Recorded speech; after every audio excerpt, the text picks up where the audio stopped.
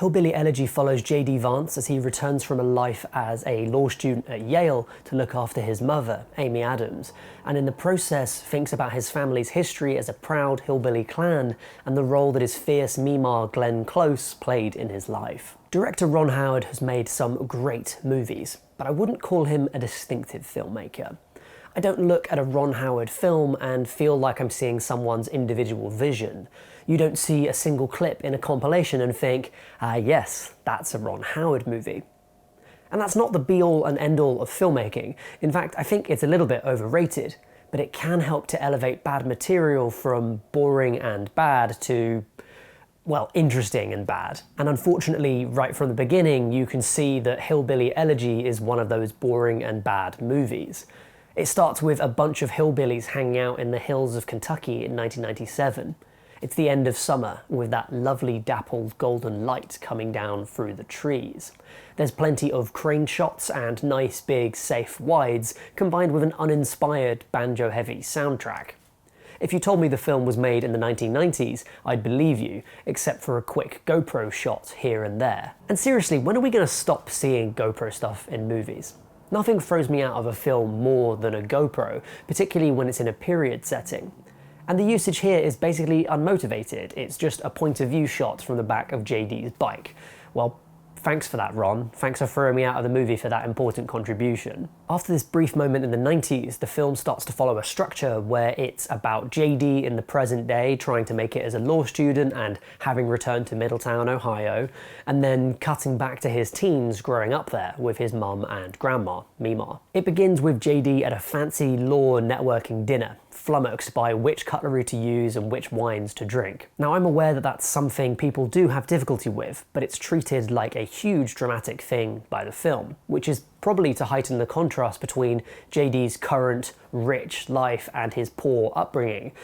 But then in the next scene, he finds out that his mum's just OD'd on heroin, and next to that, this sort of pales in comparison. For me, it would be much easier to buy the central character conflict for JD, that he feels his hillbilly family is limiting his social mobility, if he hadn't already made it to being a law student at Yale, which to me seems like a pretty great achievement in and of itself. JD then heads home and we enter the rhythm of the film. Here is JD trying to get his mum into rehab. Here is a flashback of his unstable upbringing. And that's it. That's the movie. No more development than that for the next 2 hours or so. And believe me, everything that you think is going to happen in the film is going to happen in the film. Here's an example of one of those flashbacks. JD has a nice moment painting Easter eggs with his mum, Bev. Her boyfriend arrives with a puppy as a gift out of the blue. Havoc ensues and Bev screams at the kids, then at the boyfriend. Now, Adams is acting her heart out in these sequences, but the performance just isn't quite there. She's not scary enough in these moments. It's more sad than it is horrifying, and I think that's a casting problem more than it is an issue of skill, which Adams obviously has in buckets. It doesn't help either that both past and present JD are badly performed. The older guy in particular is kind of a charisma vacuum. Well, maybe that's unfair. I suppose it's possible that the trouble is that he's very passive in the story. He's just kind of present as events happen to him and around him. And that might actually be how it shook out. As I said, the source material is a memoir. It's based on true events.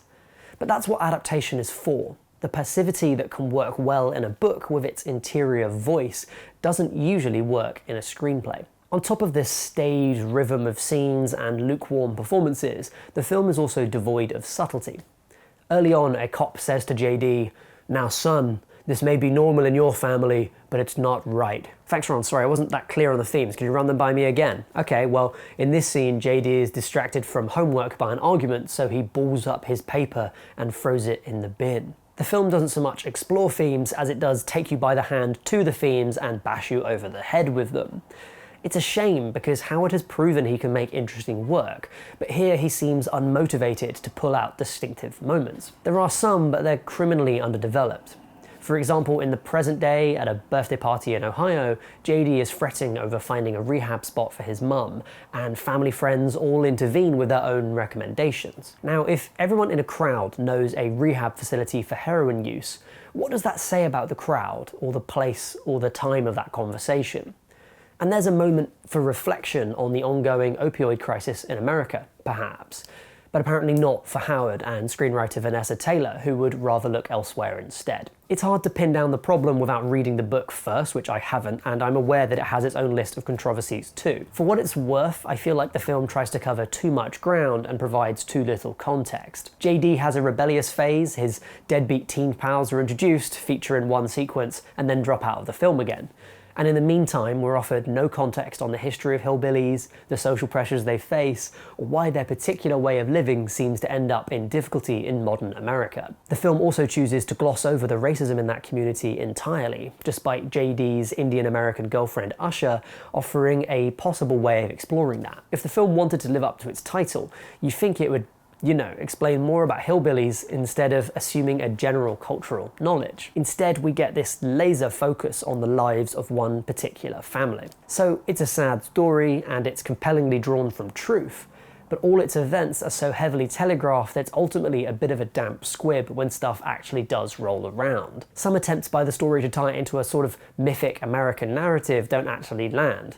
What should come across as mythical comes across as generic. Now, it's not offensively terrible, but it is basically empty calories masquerading as something nourishing. Without social or political context, the film is basically just one dude's anecdotes, and that story is scuppered by the overly obvious script and weak performances. Well, that's it from me with Hillbilly Elegy, but with such a conversation-provoking source material and such a bland film, I'm sure there's enough conversation for us to have in the comments down below. So get in there and let's have a chat. And if you aren't subscribed already to indietrix, well, I don't know, mate, the button's right there. Maybe you just give it a... That's it from me, but as ever, have a good one, and I'll see you next time. Bye for now.